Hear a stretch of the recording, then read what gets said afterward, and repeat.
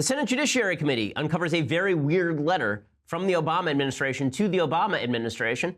Plus, is Wakanda real? We'll discuss all of the glories of Wakanda, the greatest place in the universe. I'm Ben Shapiro. This is The Ben Shapiro Show. Okay, so we do have a lot to get to today. I'm going to talk about the Senate Judiciary Committee letter about another email from Obama National Security Advisor Susan Rice. I want to go through that in detail. The Rob Porter fallout continues. The media continues to worship at the altar of North Korea and go crazy over tweets from a New York Times writer. But I'm going, and I definitely will talk about the Wakanda stuff, because everybody is going nuts over Wakanda, a place that does not exist, has not existed, and will never exist, but apparently is the great aspiration for black people across the planet or some such. We'll discuss all of those things. But first, I want to say thank you to our sponsors over at Ring.com. So you've heard me talk about Ring's innovative home security camera devices for a while. They've been sending us actual footage of Ring busting crooks in the act. And here is one that I wanted to share with you. This is all just in good fun. This is a fellow trying to break into a house, and then you can see how it all goes wrong because Ring.com is there to thwart his attempts. Hello?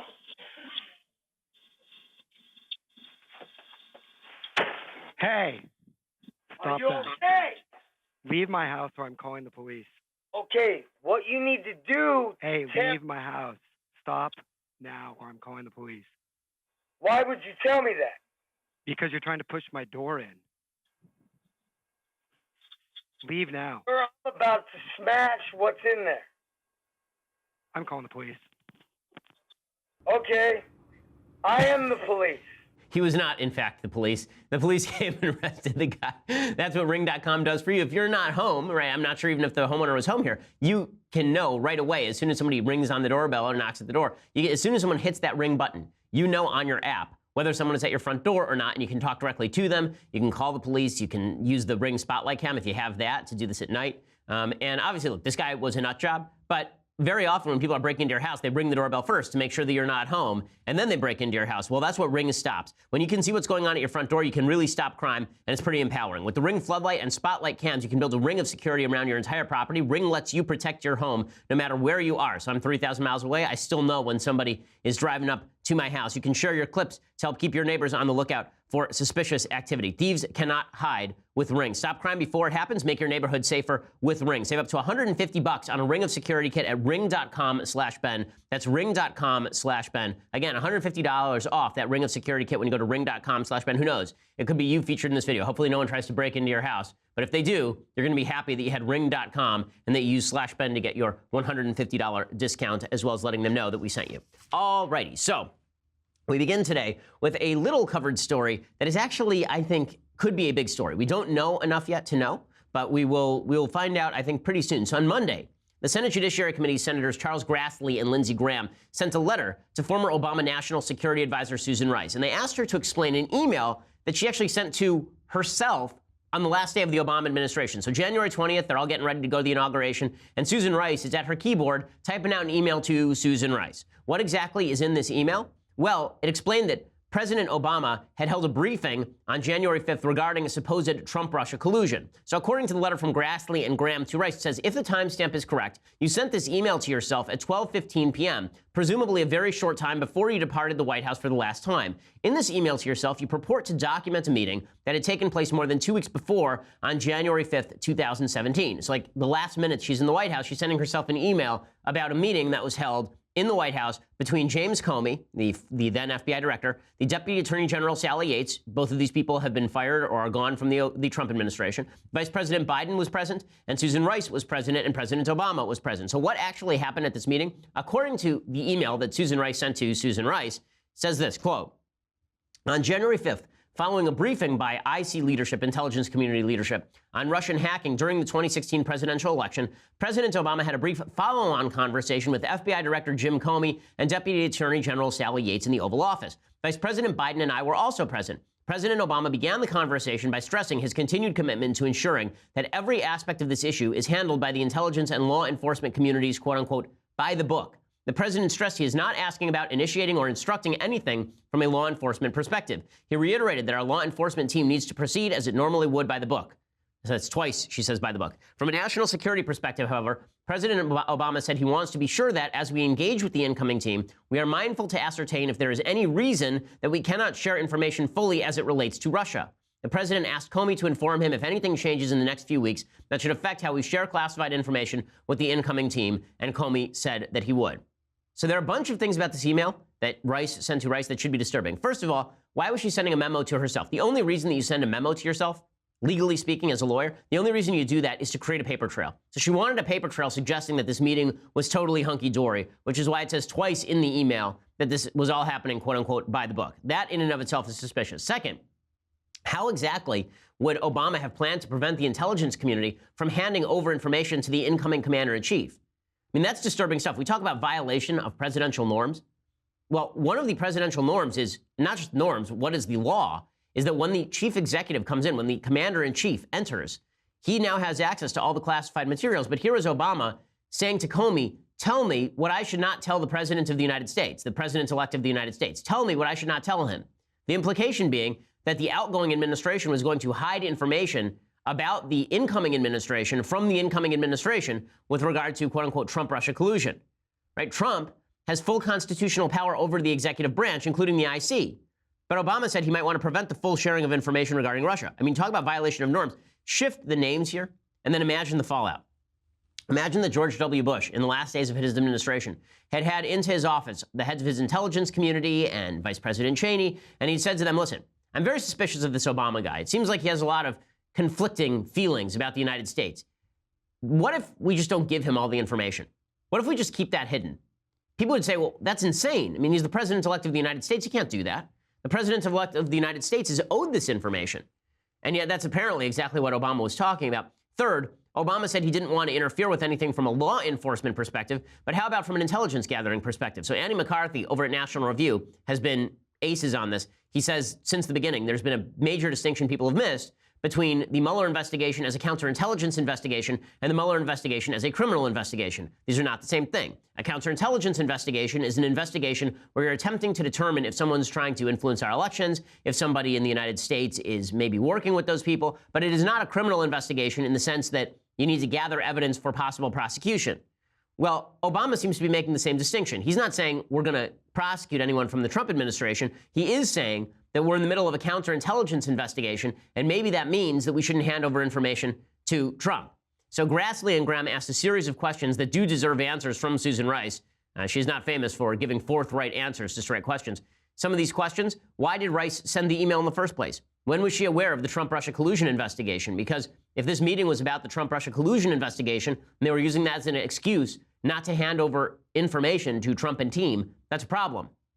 Was Susan Rice aware of the FISA warrants on Carter Page? Was the Obama administration using a thinly obtained FISA warrant on Carter Page in order to target the Trump administration for future curbs on their intelligence gathering? Did Comey or Yates mention any media coverage of the Steele dossier? Was Susan Rice aware of the Steele dossier? Were there any more meetings of this sort? You know, we don't know the answers to any of these questions, but we better get the answers to some of these questions because this is a violation of serious norms. We keep hearing over and over again that the Trump administration has breached norms. This is not normal. We hear that all the time. And listen, I'm the first to say when I think something that is not normal is going on. I don't think that it's normal to have this level of turnover in the White House in the first year. I don't think that it's normal, the President of the United States, to say what he said after Charlottesville or for him to suggest that he doesn't want Haitian immigrants. I don't think that it's normal for the President of the United States to be making excuses for an alleged child molester in Alabama or for him to suggest that a guy on his own staff there's evidence of wife beating, that guy says he's innocent and therefore meh. Right? I don't think that any of that is normal. But if we're going to talk about breaches of normality that actually go to the heart of the system, this is one of them. For all the talk about Trump being the incipient tyrant, the Hitlerian figure who is going to come in and overthrow all constitutional boundaries, just destroy the Constitution piece by piece, that's not what's happened. The norms that Trump has destroyed have been norms of behavior. That's bad, right? That's stuff that I don't like because a lot of those norms I think are good. But if you're talking about who perverted institutions, the Obama administration perverted institutions far more than the Trump administration has. I mean, this is the Obama administration had an attorney general who now wants to talk about running for president, who called himself the president of the United States' wingman. The Obama administration militarized the IRS for use against conservative nonprofits. The IRS had to apologize for that just in recent months. The Obama administration used the HHS as a center of corruption under Kathleen Sebelius. The Obama administration was utilizing the FBI in order to let Hillary Clinton off the hook.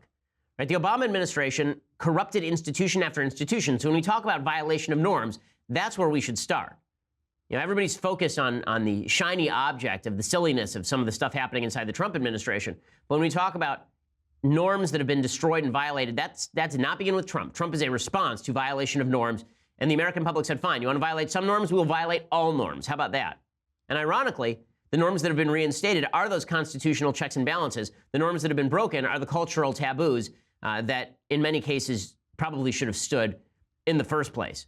And none of that is good. Now, in a few minutes, I'm going to talk about some of the norms that have been violated by the Trump administration, and one that has not been violated, but the media are looking for an excuse to say that has been violated. But first, I want to say thank you to our sponsors over at LegalZoom. So small business is a hot topic this year. That means that National Business Small Month at LegalZoom is coming at just the right time. Look, your business is starting to boom. The economy is doing well. And now you're in growth mode. Well, that means you better get papered up, okay? As a lawyer, I'm just telling you, you need to make sure that everything is covered. You do not have time or money to waste on bad contracts. You do not have time or money to waste when it comes to making a will or a living trust, right? You need to make sure that you are covered, and that's what LegalZoom is for. The new tax law includes the most significant changes for business owners in the last 30 years. LegalZoom can help you understand what that means for you. They're not a law firm. They have a network of independent tax professionals and attorneys to answer your questions about taxes and everything else. LegalZoom understands you need to tap right into the resources to run a successful business, which is why they are using their 16 years of experience to provide business owners with the tools to start and run the business the right way. It's pretty amazing. I mean, I remember when LegalZoom was just wills and trusts, and now they've got legal advice that's available through their network of professionals. You can keep listening over the next few weeks and find out how LegalZoom can help you during National Small Business Month, and you're not going to want to miss out. In the meantime, check out LegalZoom.com today. Get special savings when you enter Ben in the referral box at checkout. There's a referral box that pops up. Check Ben, right? Enter Ben there, and you get some special savings. LegalZoom is where life meets legal. LegalZoom.com. I've been using LegalZoom for years, long before they were an advertiser. They're a fantastic service, and they're only getting better and more sophisticated as time goes on. LegalZoom.com for all your legal needs, and check Ben in the referral box at checkout for some special savings as well. Okay, so the media, while they haven't been focusing on the violation of institutional norms by the Obama administration, they're focusing in on supposed breaches of protocol by the Trump administration. Well, some of those breaches are actual breaches, right? Like, why was Omarosa working in the Trump administration? So Omarosa Manigault was on The Apprentice, fired 3 times, and then Trump hired her for the White House and then fired her again. And now she's on Celebrity Big Brother, where apparently there are rumors that she was slipping out of her robe. I haven't actually watched the show, and now I have no desire to do so. But Omarosa actually, on the show last night, she ripped into Mike Pence. Can I just say this?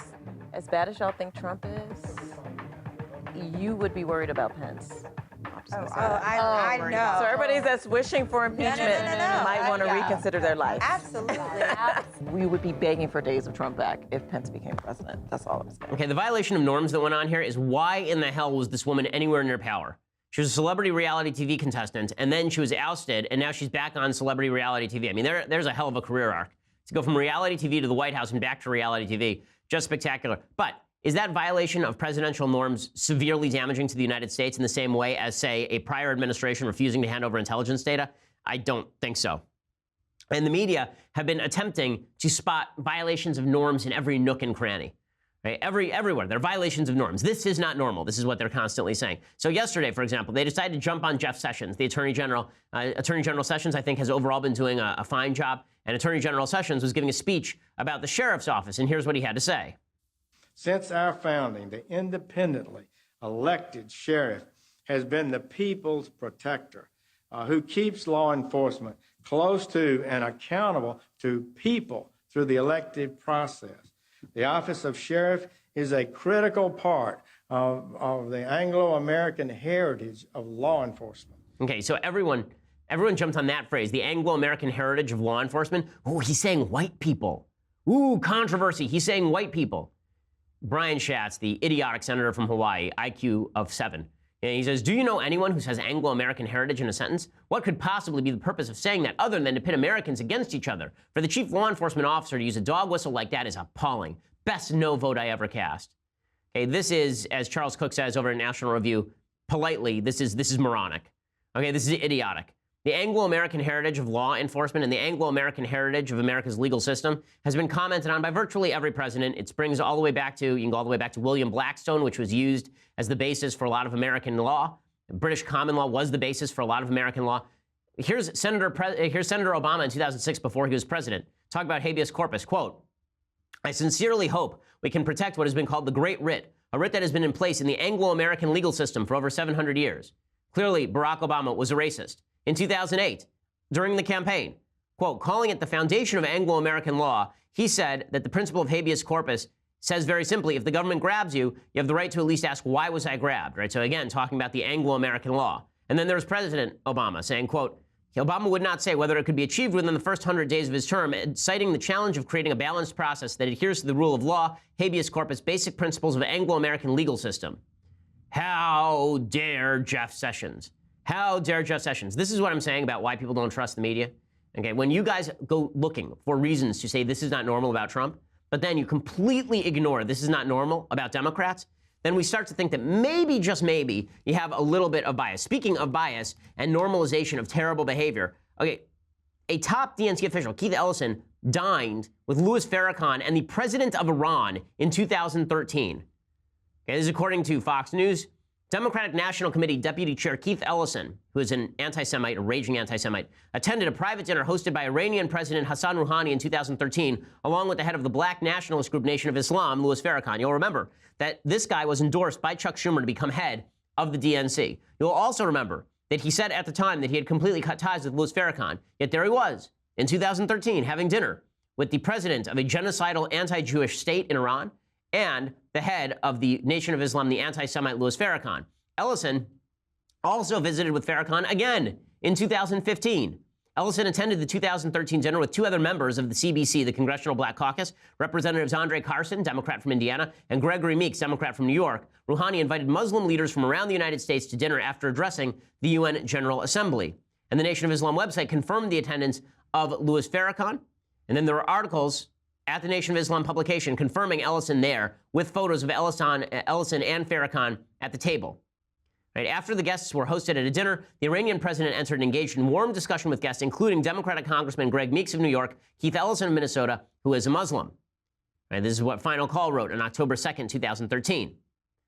This, of course, is not the first time Ellison has been associated with Louis Farrakhan. Ellison attended the Million Man March in 1995 and publicly defended Farrakhan years ago, even after Farrakhan made a bunch of anti-Semitic remarks and called Jews satanic. Farrakhan slammed Ellison in 2015 after Ellison tried to distance himself from Farrakhan. But this is what's truly amazing. The media are willing to go crazy over Jeff Sessions saying Anglo-American, which is totally fine, right? Totally fine. Barack Obama said it. There's nothing wrong with saying Anglo-American law enforcement heritage. The office of sheriff is an actual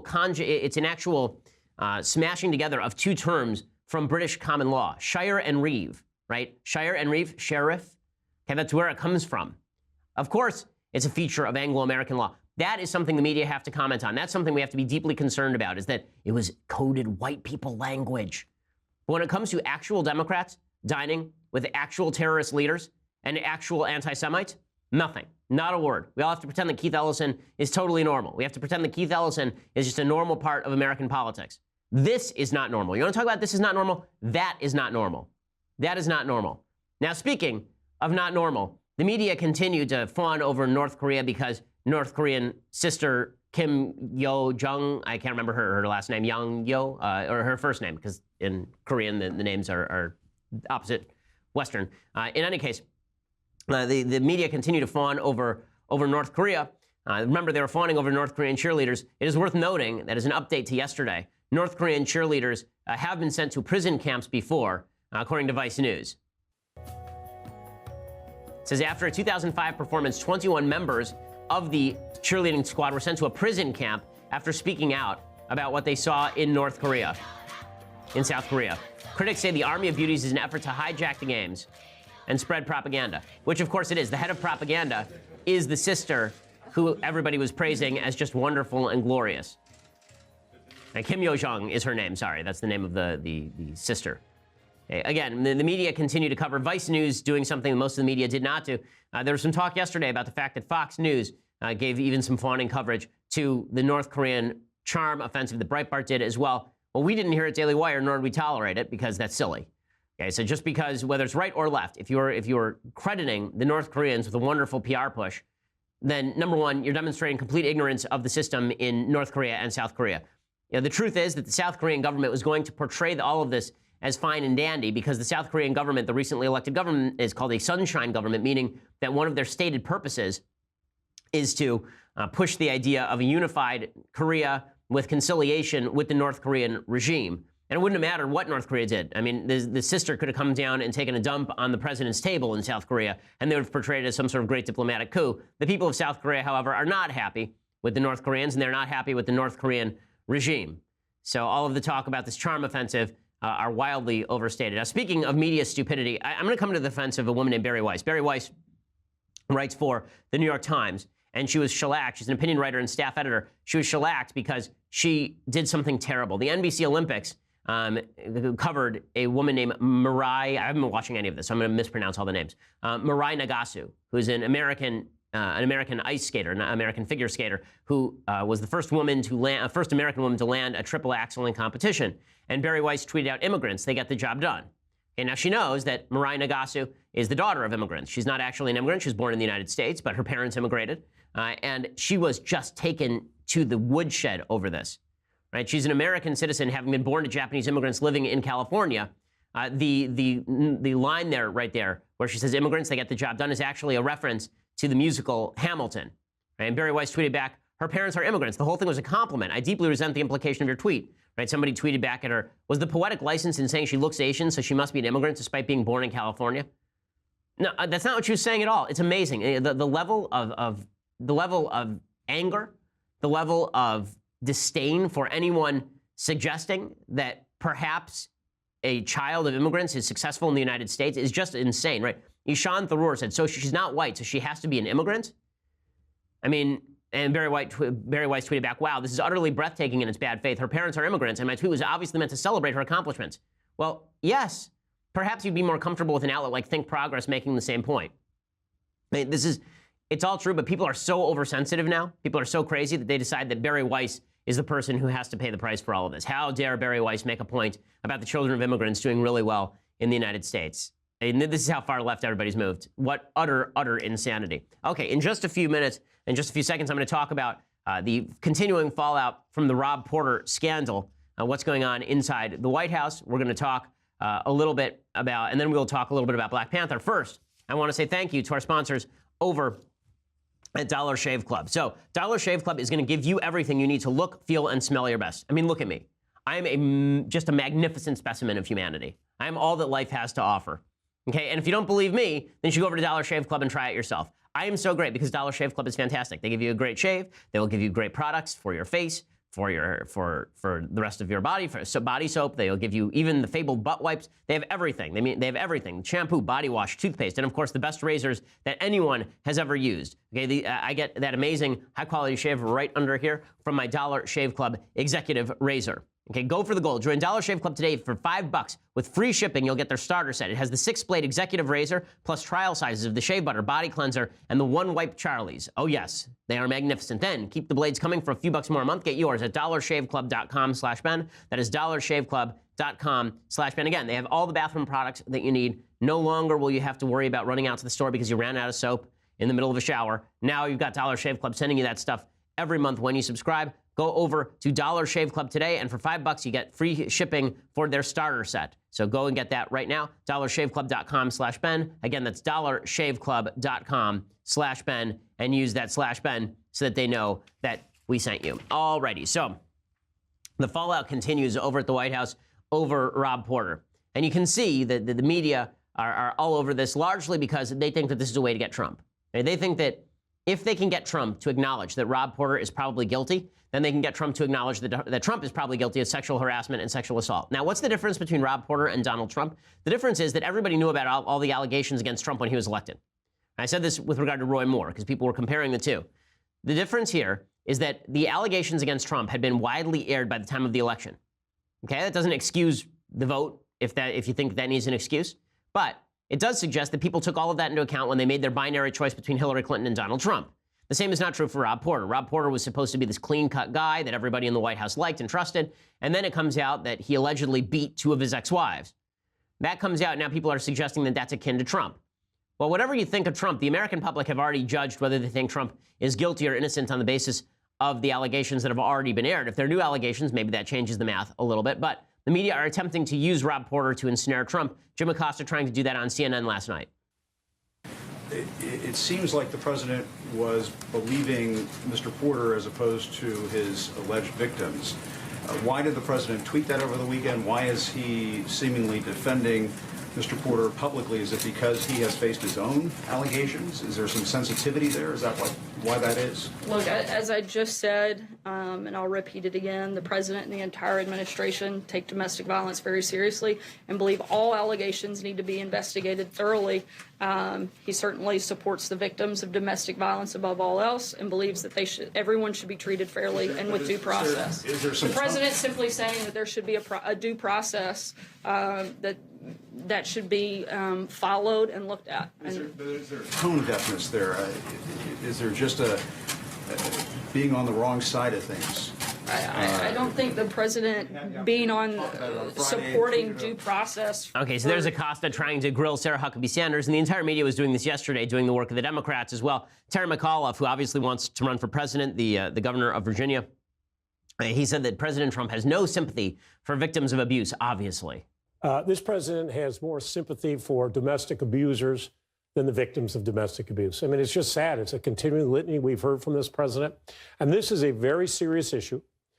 This is taxpayer-funded money being used to cover up domestic abuse. And Rob Porter's domestic abuse. Absolutely. Okay, bringing on Terry McAuliffe to talk about this is just absurd. Terry McAuliffe was one of the Clintons' biggest supporters, and he was perfectly fine with everything Bill Clinton was doing to women and was alleged to have done to women. Again, Democrats are using this as a club against Trump. This is really less about protecting victims of domestic violence, because we're not even talking about Rob Porter anymore, are we? We're not even talking about what happens to Rob Porter. We're now talking about Trump. Right? Rob Porter's been gone for part of a week, right? He's been gone for several days at this point. But Rob Porter has faded into the background. Now we're going to talk about Trump, because this is a way to get Trump. Bring on Terry McAuliffe to talk about this is obviously a partisan exercise by members of the media. Kirsten Gillibrand doing the same thing. She says we should force Trump to resign. And if not, then Congress should hold him accountable on all this domestic violence stuff. Again, not the allegations that Trump himself was involved in domestic violence, but the allegations that his own staff didn't tell him that Rob Porter was alleged to have been involved in domestic violence. You know, it's not clear that goes all the way up to the chain of Trump. From what I hear, it absolutely does not. Anyway, here's Kirsten Gillibrand, the senator from New York, a woman who spent most of her career defending Hillary Clinton and Bill Clinton. Once President Trump was elected, I think something changed, and I think it changed for women. Do you think he'll be held accountable in any way? I think he should resign, and if he's unwilling to do that, which is what I assume, then Congress should hold him accountable. We are obligated to have hearings. I mean, this is the same woman who Meghan McCain took apart in 2 questions on The View simply by saying the name Clinton, and Kirsten Gillibrand ran for the hills. And this is the point. If Democrats are hoping that they're going to be able to win Congress, win the Senate, win the presidency simply by being anti-Trump, I don't think that's going to work. It's all baked into the cake. Okay, it's all baked in already. I've made this clear with regard to Trump. I think that Trump is a mud monster, meaning that if you throw more mud at him, it doesn't even show up. Everybody knows what Trump is at this point, but Democrats are going to continue beating this drum. Chuck Schumer, I think, knows better, right? He's saying you can't just run against Trump. He's not the only one, by the way. But our mistake, I think, you cannot just run against Donald Trump. And it is the job of we Democrats to put together a strong, cohesive economic group of proposals aimed at the middle class and those struggling to get there. Okay, but they're lazy, so they're not going to do that. Okay, and they're even being encouraged by their own people that they need to get away from bashing Trump full time.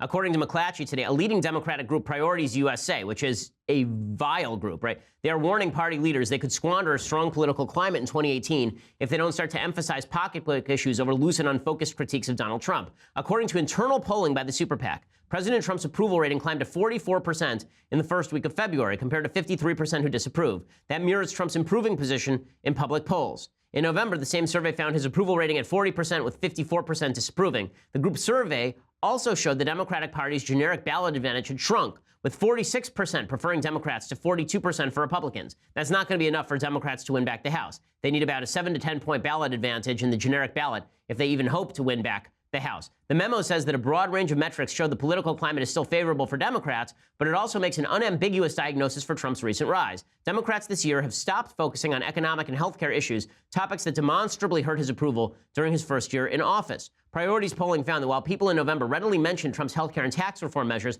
by February they were instead more cognizant of his tweets. Well, one of the reasons for that is because Democrats can't argue healthcare. Democrats can't argue the economy. The economy is doing well, and millions of people are not dying because of the reforms to Obamacare.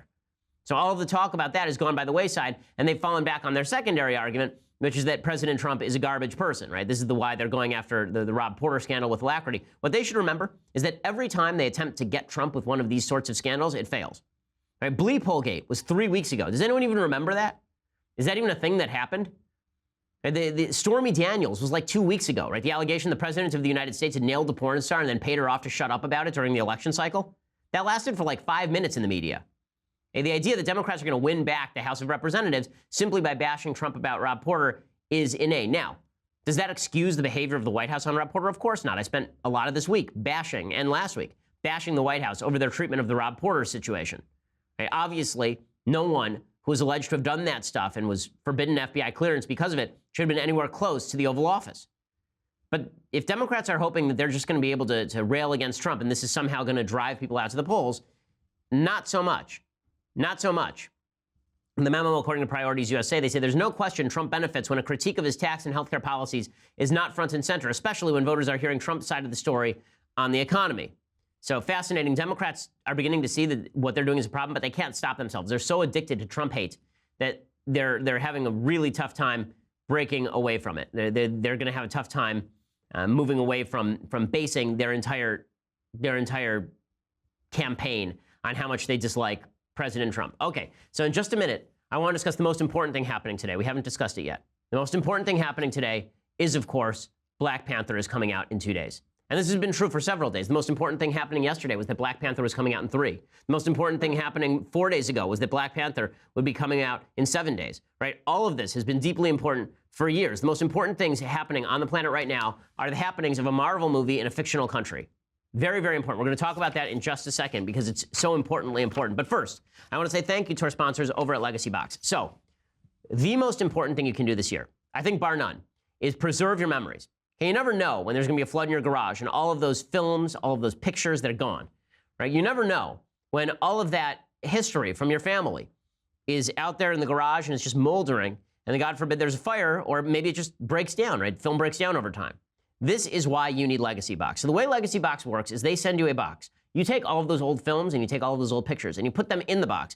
They put labels there for you to put to label all of your items with a barcode so you can trace it through the process. Then you send that box back to Legacybox, and the good folks over at Legacybox take all that stuff and they put it on a DVD or a thumb drive. So now all of your family memories are no longer stacked up in the garage on waterlogged boxes that are collapsing in on themselves. Instead, they're sitting in your library next to your DVD player, in a thumb drive that's on your keychain. You can always have those memories available to you at all times, and you no longer have to worry about passing them down generation to generation and ensuring that future generations remember you and that you remember your own childhood, that you remember all the good memories that you have with your kids. And Legacybox is making sure that these irreplaceable memories don't have to be replaced. Make 2018 the year you preserve your family's legacy. That's what Legacybox is for. For a limited time, you save 40% over at legacybox.com/Ben. That's 40% at legacybox.com/Ben. You can get started for just $45 right now at legacybox.com/Ben. Legacybox.com/Ben. This makes, by the way, a great Valentine's Day gift. Right? You tell your loved one that you took all of your memories and you had them put it on DVD or thumb drive, so now they're all accessible. Right? This is a great Mother's Day or Father's Day gift, a great birthday gift for mom and dad. Legacybox.com/Ben, legacybox.com/Ben. Use that /Ben so you get 40% off and get started right now for $45 and use the /Ben as well so that they know that we sent you as well. Okay, so everyone in the media is talking about the most important thing that has ever happened in the history of humanity, or at least since Caitlyn Jenner became a woman, a transgender woman. And that, of course, is the release of Black Panther. It is so deeply important. It is, we've heard it's deeply important to millions of Black Americans who, after all, were not liberated from slavery 200 years ago and liberated by the civil rights movement with federal legislation, have not been gradually restored to what always should have been full civil rights in the United States. None of that has mattered up till they made a Marvel movie about a superhero who is black in a country filled with black people. That's the change, right? Blade was not enough. Catwoman with Halle Berry, no. Okay, Wakanda is where it is.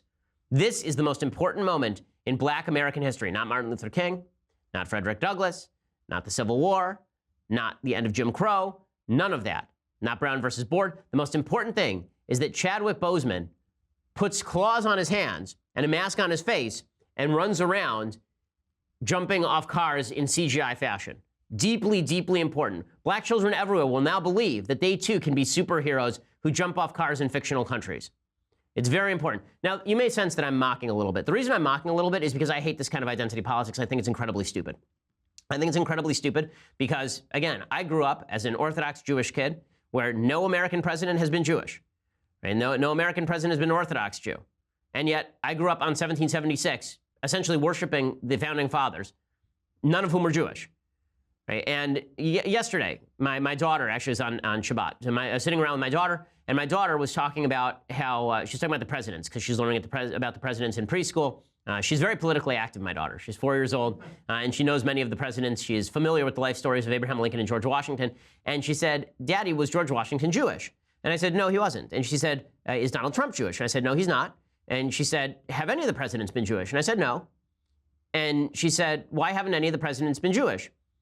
And she's 4, so I didn't go into the full explanation. But what I said is, you know, they just haven't been. But maybe there'll be a Jewish president in the future. Would you like to be president one day? She said, I don't know. It sounds boring. And so, which I think is an astute observation on the part of my daughter. But the point is this, right? If you're not telling your kids they can be anything in America, you're doing something wrong as a parent. And if you had to wait until Black Panther came out, right? We heard this about Barack Obama when he was elected too. Now that Obama's been president, black Americans will feel like they too can be president. It's a transformative moment. And yet, all we hear now is that America is deeply racist and black people are still systemically discriminated against, and that black people are still victims in American society. So it turned out it didn't mean anything. When Obama was president, we were told it meant everything. And then he was president for 2 terms, right? Reelected overwhelmingly. And then it turns out it didn't mean anything because we needed Chadwick Boseman to somehow make sure that black people felt accepted in American society because a bunch of white executives at Marvel greenlit a film about black people in a fictional country in Africa. And the insanity that has attended Black Panthers, it's crazy. I'll see the movie this weekend. I hope that it's good because I'm going to spend money on it. So anything I spend money on, I hope is good. But you know, I will give you an honest review of that. I know that's been forbidden by the media. There's actually a law that you're not allowed to give your opinion on Black Panther. Emily Lakdawala, I think, summarizes the feelings of a bunch of insane leftist white social justice warriors. She tweeted this out yesterday, and it's totally crazy. She tweeted out, quote, "So I carefully did not buy Black Panther tickets for opening weekend because I did not want to be the white person sucking black joy out of the theater. What's the appropriate date for me to buy tickets? Is next weekend okay?" I think the appropriate thing for Emily Lakdawala to do is never to leave her home again or tweet. I think these would be because, honestly, you never know when you're going to offend someone just by your very presence. Like the necklace that she's wearing here, I think it's ugly. And it's ruining my white person joy today. Like, what kind of insanity is? What does she think of black people? Like, how derogatorily do you have to think of black people to think that if you're in a theater with a bunch of black people, they're going to think that white person sitting here in a theater watching a movie talking about how black people are awesome? That's ruining my black joy. First of all, what is black joy, and why is black joy different from white joy, or different from almond joy for that matter? I'm confused. Well, what are we even talking about here? But the sensitivity police have gone so far that we now have to have fully segregated theaters to make sure that black people are not offended by the presence of white people, according to Emily Lakdawala. And we actually have to segregate the theaters. It's amazing. I mean, we could do the converse. We did the converse for a couple hundred years in this country, right? The converse was black people won't be allowed into white people theaters because that will offend the white people and ruin their white joy. This is stupid, folks. This is not only stupid, it's counterproductive to the notion of a good and honest and free American society. And then the New York Times has run a series of pieces this week, these long think pieces about Ryan Coogler's film. Okay, so there are 2 that I spotted right off the bat. One by Salamisha Tillett. I don't know who Salamisha Tillett is. I guess Salamisha Tillett is, well, I guess they didn't give this person's biography, so I don't know if this is a man or a woman. But the piece is called Black Panther Brings Hope, Hype, and Pride. And here's what it says. It says, I suppose neither of us is used to the spotlight. A dapper T'Challa, the Prince of Wakanda, says upon meeting Natasha Romanoff, a.k.a. the Black Widow in Captain America Civil War. A few scenes later, a recently orphaned and vengeful T'Challa, swapping his bespoke blue suit for a full-body bulletproof one, reappears as a new Marvel movie superhero. The Prince will have to live with the attention. Even before its February 16th release, Black Panther smashed box office records, beating out Captain America Civil War on first-day ticket advances and surpassing Batman vs. Superman, Dawn of Justice, to become Fandango's top-selling superhero movie in history. Great. Okay. That's fine. I mean, sure. I mean, I hope the movie's good. But I do love this idea that, you know, this is some sort of amazing moment. Not since Spike Lee's Malcolm X has there been so much hype and hope for a movie among African-American audiences. From special group outings planned by excited fans to crowdfunding campaigns to ensure children can see it, Black Panther is shaping up to be a phenomenon. In December, a viral video of two African-American men excited to see the movie's poster with its all-star black cast. "This is what white people get to feel like all the time," one man wrote on Twitter, seemed to capture the anticipation, garnering more than 2.5 million views. Okay, a couple of things about this. One, Black Panther, the superhero, was created by two Jewish guys. And just FYI. Two, this is not what white people feel like all the time. White people don't go around thinking, "Oh, Captain America, my favorite white superhero. Oh, that's amazing. Iron Man, white superhero." And if you think like this, I would suggest that you might need to start thinking less tribally. Okay, if you spend your life going around thinking, "Oh my God, I'll bet white people feel just like this every time they see Tom Cruise in a movie." First of all, do black people feel like that when they go see Denzel Washington in a movie? I doubt it. They black, oh man, Denzel. Now I know what it's like for white people who see Tom Cruise. I've never once gone to a Tom Cruise movie and thought, "Oh, look at that white guy, he's representing." That has never occurred to me, not one time, because that's crazy talk, and you shouldn't think like that. And so it was created by Stan Lee and Jack Kirby. Those were the two Jewish guys. And now Ta-Nehisi Coates has written a new series of comic books. By the way, Ta-Nehisi Coates' comic books are garbage. I've read them. They're so bad, the Black Panther comic books. So I hope the movie is much better than the comic books. But here's Deirdre Hallman. Listen to this. Wakanda is a kind of black utopia. This is the country where this takes place. Wakanda is a kind of black utopia in our fight against colonialism and imperial control of black land and black people by white people, said Deirdre Hallman, a founder of the annual Black Comic Book Festival at the Schomburg Center for Research in Black Culture in Harlem. To the black imagination, that means everything. In a comic book, it is reality. And through a major motion picture, it's even more tangibly and artistically a reality we can explore for ourselves. There's so much power that's drawn from the notion there was a community, a nation that resisted colonization and infiltration and subjugation. So a few things about this. One, sorry to break it to folks, Wakanda is not a real place. It does not exist. It is just as real as Asgard. Okay, it's not a thing. Okay, number two, this idea that it's a fight against colonialism and imperial control. Here is the reason why so many people are going crazy over this. So one of the reasons people are going crazy over this is that supposedly the Wakanda, the country of Wakanda in the movie, I haven't seen the movie yet, so this is speculation based on all of the news reports. The country of Wakanda has basically been separated from society for a long time. So it's sort of like 17th century imperial Japan, right? It's been separated from the rest of the world for a long time. White people have not come in. There's been no trade with the outside world except through vibranium, which I guess is some material, some alien material that landed there and is extraordinarily valuable and is used in weaponry like Captain America's shield. And they've been able to guard from the influences of outside culture. And therefore, according to the movie, Wakanda is the most technologically advanced country on planet Earth. It is incredibly advanced. It is filled with beautiful, wonderful people who all treat each other wonderfully. It is utopia. It is just the greatest place that ever was. And this is being portrayed as reality. The problem that I have with this is that there is no utopia for white people, for black people, for any people. It doesn't exist anywhere. There are two countries in Africa that technically have not been colonized. They're Ethiopia and Liberia. Okay, Ethiopia was conquered twice by the Italians, but was never colonized in the formal sense of colonies being placed there with Italian folks who then ruled the roost for a long period of time. Liberia was originally founded by the United States, which granted sovereignty to the local black population, and the idea was that a lot of black slaves in America who'd been shipped here against their will would be shipped back to Liberia. It was never really colonized in the technical sense. Both of those places have severe problems. Countries have severe problems. And countries that are isolated have severe problems too. Japan was isolated from Western civilization for centuries. That was not great for Japan. It wasn't great for China. This policy, North Korea is completely isolated from different countries. The idea that trade, isolation, racial unity, that these are the things you should be aiming for in a country is a really bizarre idea in a liberal order, in a new order where free movement of trade and population and money is considered a generally good thing and is better life all around the world. If you actually founded a country on the basis that it wouldn't trade with outsiders, that there wouldn't be any cultural exchanges, and that you would actually produce all you needed in-house, It wouldn't be utopia. It would be garbage. That'd be a bad country. And just because it's a country filled with black people, that wouldn't make the country any better. You have, this was sort of the founding ideology of Hugo Chavez in Venezuela. This is the Yush ideology in North Korea. This is not a good ideology, and this is not a race-specific thing. I'm not saying Wakanda is bad because it's black or anything. That's stupid. I am saying that if your idea of a utopia is a place where there is no quote-unquote white influence, I'd like to see a place on the planet where that's a good thing. I'm just as I think I'd like to see a place on the planet where a white-only country has been a good thing with no cross-cultural pollination. Right? It's silly. The whole reason that cultures survive and thrive is because they adapt and advance thanks to technological advances they bring in from the outside. And yet this is being seen as sort of a model. And the problem is that if you're creating a racial separatist model, I haven't seen the movie yet, but if the worship of Wakanda seems to be this, right? If the worship of Wakanda is that a racial separatist model is good and that all of the evils that have been suffered by folks on the continent of Africa have been suffered because of colonialism and imperialism, that is historically inaccurate. There are a lot of reasons that countries in Africa have suffered tremendously over time. They were suffering tremendously, by the way, before white folks ever got there. There's tremendous tribal antipathy. There was lots of tribal warfare. There were people selling each other into slavery.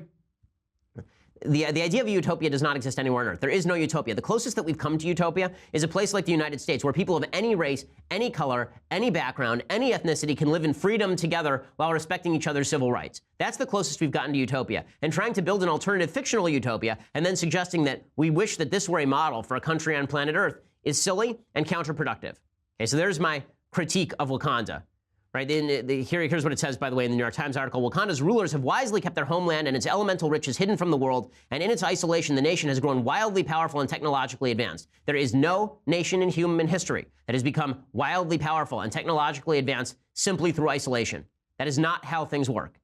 And it's a mistake to think this way. It's a Malcolm X point rather than a Martin Luther King point, and I think that that's a problem. Okay, so we're going to get to some things I like and some things I hate now, but first, you're going to have to go over to dailywire.com and subscribe. So, for $9.99 a month, you can get a subscription to dailywire.com for $9.99 a month. And when you do, you get the rest of this show live. You get the rest of the Andrew Klavan show live, the rest of the execrable Michael Knowles show live. You get all of those things. Plus, tomorrow, right? Tomorrow is Valentine's Day. And you can spend your Valentine's Day in the worst possible way on a date with Michael Knowles. This Wednesday, February 14th, 5 p.m. Eastern, the lonely and desperate Michael Knowles will pathetically be waiting for your questions and your attention in our next episode of The Conversation. Michael's pathetic, hopeless pleas for attention will stream live on Facebook, YouTube, and the Daily Wire website. It's free for everybody to watch. Only subscribers can join the website and ask the questions. To ask questions as a subscriber, go over to dailywire.com, head over to the conversation page and watch the live stream. After that, just start typing into the Daily Wire chat box, and Michael will answer live questions as they come in for an entire hour. Once again, subscribe to get your questions answered by the just intellectually deficient Michael Knowles this Valentine's Day on Wednesday, February 14th, 5 p.m. Eastern, 2 p.m. Pacific. Join the conversation. You can get all of those great things. Plus, you get this, the fabled Leftist Tears hot or cold tumbler when you get our annual subscription for $99 a year, right? Cheaper than the monthly subscription. Or you can check us out later, check out our show later on iTunes or SoundCloud. Please leave us a review. It always helps us over at iTunes particularly. And at YouTube, please subscribe to our channel. We are always putting up new, fantastic content. We are the largest, fastest growing conservative podcast in the nation.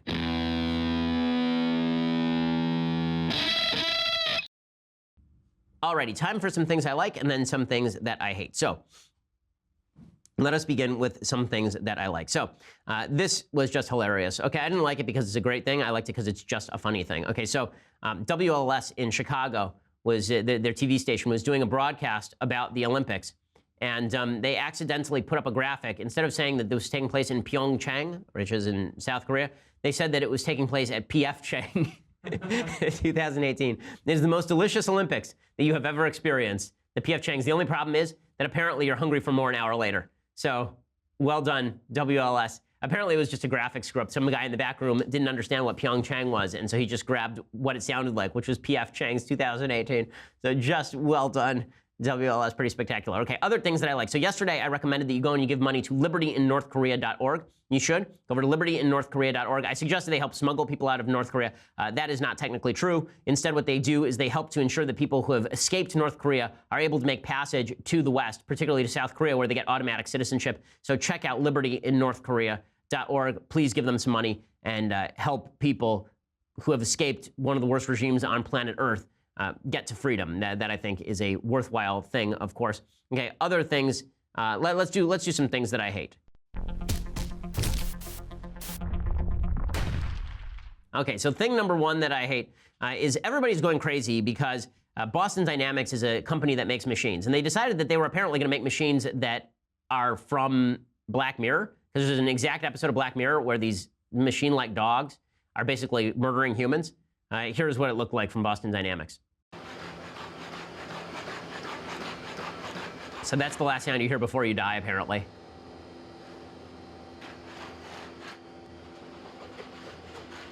Oh, here comes another one. Apparently it signaled to the other crazy robot dog, and the crazy robot dog has a giant arm attached, and it's now going to open a door, because this is one of the problems that it had. It wasn't able to open the door. So now it's able to open the unlocked door. So while you and your children are hiding in the closet screaming, this machine can open the door, and then these robot dogs can come and kill you. So everybody's going crazy about these robot dogs. Oh my God, we're all gonna die from the robot dogs. Okay, I don't think we're all gonna die from the robot dogs. They have made these dogs capable of running incredibly fast and jumping and all of this sort of thing. I don't think we're looking at Fahrenheit 451 with the Hound. The reason I don't think that is because my guess is that you could probably just hit it and then the battery would die. But one of the things that this is good for, people are asking, why are you making these things? For military purposes, of course. Right? If you actually need to open up a place where, for example, you think there's an IED, better to send in a machine that can open the door and get itself blown up rather than a human. And these machines serve us for the moment. But I don't actually have a particularly negative view of this sort of machinery. Honest to God, the only type of robot dog that I really care about is if they would somehow make a robot dog out of kosher pork, because I really want to try bacon. But other than that, I don't care that much. People who are going crazy over this, I think, are a little bit nuts themselves. Okay, other things that I hate. So tomorrow is Valentine's Day. I don't hate Valentine's Day per se. Although if your spouse or significant other tells you they don't want to do anything for Valentine's Day, in the words of Admiral Akbar, it's a trap. So do not fall for that one. I will say that this was pretty funny. So yesterday, President Obama and Michelle Obama had their portraits unveiled at the National Portrait Gallery. We talked about it, made fun of it yesterday. The President of the United States praised Michelle's portrait. He said it makes her look hot, which is sort of weird because she looks like Kerry Washington in the picture, not Michelle Obama. But here is Barack Obama talking about it. Amy, I want to thank you for so spectacularly capturing the grace and beauty and intelligence and charm and hotness of the woman that I love. Okay, so number one, just like to point something out. When a man talks about a woman's hotness, right, even if it's his wife, I do it all the time about my wife, but I don't care about politically correct scruples. It is funny that if, let's say, Donald Trump said this about Melania, the entire left would lose its freaking gourd, right? If he said, my wife Melania, so unbelievably hot, right? Model, boom, cover New York Post, other ladies, boom, right? If he had said that, the left would go utterly insane. How dare he be a sexist, saying Melania can be reduced to her hotness? Barack Obama's allowed to because he's a good family man. Other things that I hate. So President Trump continues to maintain this idiotic, completely fact-free position that that free trade is somehow an enemy to the United States. He said yesterday that our allies are not allies on trade. He doesn't know anything about trade, and it's really painful to listen to him talk about it. It's a reciprocal tax. We are going to charge countries outside of our country, countries that take advantage of the United States. Some of them are so-called allies, but they're not allies on trade. Their product, and we won't charge them anything, and we send them our product, same product as they're sending us, and they'll charge us 50 and 75% tax. And that's very unfair. One of the examples, Scott, is Harley Davidson. They're treated very unfairly in various countries. You know the countries I'm talking about. So we're going to be doing very much a reciprocal tax, and you'll be hearing about. Okay, we should not be having reciprocal taxes on trade. Okay, the idea of a reciprocal tax on trade is economically illiterate. The idea that if you go to the grocery store and they hike the prices on you, right? Therefore, when somebody who works at the grocery store comes to you, you should hike the prices on them is foolish. They will just go to another place to get their stuff. Okay, the idea here is that if you are going to, it's so dumb. The idea that if you trade and somebody puts a tax on the good that is entering their country, making it more expensive, that you should therefore buy from them at a more expensive price by taxing yourself is just insipid. But this is because people don't understand trade, and people who critique free trade don't know anything about how the global economy actually works. Here's a great chart on what they call neoliberalism. Neoliberalism means freedom of trade, free movement of labor and cash, right? This is what Oxfam, which is a lefty organization, calls the era of neoliberalism, where so much suffering has gone on. Look at this chart, right? It shows the percentage of people living in hunger, poverty, illiteracy, and child mortality. Look how it has dropped precipitously from 1990 all the way down to 2015. Particularly take a look at poverty, which has dropped down to below a 30% global rate. Okay, and yet this is what we are critiquing when we critique free trade and the free movement of goods and labor. Just silly. By the way, when I say free movement of labor, I don't mean that everybody should become a citizen of the United States. What I am suggesting is that if people want to come in and do a job and work, I'm not opposed to that. All right, so we'll be back here tomorrow with all of your latest news updates. I'm Ben Shapiro. This is The Ben Shapiro Show. The Ben Shapiro Show is produced by Mathis Glover, executive producer Jeremy Boring, senior producer Jonathan Hay. Our technical producer is Austin Stevens, edited by Alex Zingaro. Audio is mixed by Mike Coromina. Hair and makeup is by Jesua Alvera. The Ben Shapiro Show is a Daily Wire Forward Publishing production. Copyright Forward Publishing 2018.